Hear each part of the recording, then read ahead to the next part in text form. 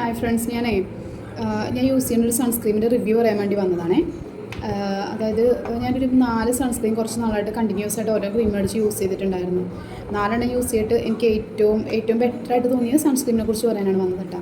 ഞാൻ ഫസ്റ്റ് ഞാൻ ഇങ്ങനെ ഒരു ആപ്പ് വഴി ഇങ്ങനെ കണ്ടിട്ട് ക്യൂർ സ്കിൻ്റെ ഇങ്ങനെ നമുക്ക് ഡോക്ടറെ കൺസൾട്ട് ചെയ്യാമെന്ന് പറഞ്ഞിട്ട് മേടിച്ച സൺസ്ക്രീം ആയിരുന്നു.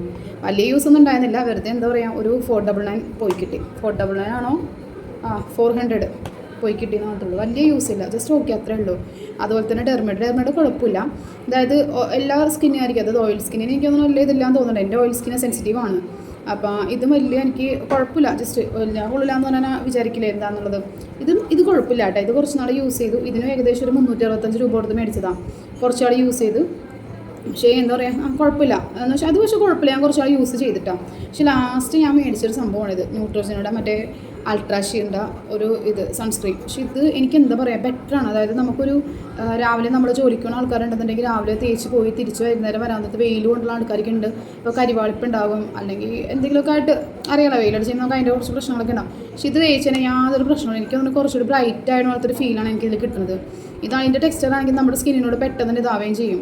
അതായത് നമ്മളിപ്പോൾ എന്താ പറയുക, പ്രത്യേകിച്ച് ഇങ്ങനെ മേക്കപ്പ് ഒന്നും കൂടുതലായിട്ട് ചെയ്യണമെന്ന് എനിക്ക് തോന്നുള്ളൂ. ഇത് തേക്കാൻ ജസ്റ്റ് പൗഡർ ഇടുക, അത്രയും മതി. ഇതിനൊരു കുറച്ചൊരു ഗ്ലേസിങ് ഉണ്ടാവും, നമ്മുടെ ഫേസിനൊരു ഗ്ലോ കിട്ടുന്ന രീതിയിലാണ് എനിക്ക് തോന്നിയിട്ടുള്ളത്.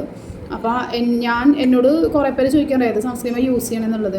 അപ്പോൾ എന്നോട് ഇനി ചോദിക്കുന്ന ആൾക്കാരോട് എനിക്ക് ഇതാണ് ബെറ്ററായിട്ട് തോന്നിയിരിക്കുന്നത്. ഞാനിപ്പോൾ നിങ്ങൾക്കിപ്പോൾ യൂട്യൂബിൽ സെർച്ച് ചെയ്താലും അല്ലെങ്കിൽ ഗൂഗിളിൽ സെർച്ച് ചെയ്താലും ബെറ്റർ സൺസ്ക്രീൻസിലൊക്കെ ഏകദേശം ഒരെണ്ണം ഇതുണ്ടാകും.